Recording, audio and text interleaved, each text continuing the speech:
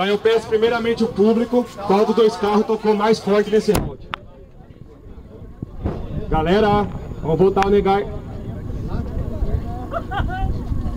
Bom, o voto do público foi pro carro do Josué. Eu peço cabeça de equipe agora, Sofá e Street Sound, qual dos dois carros tocou mais forte.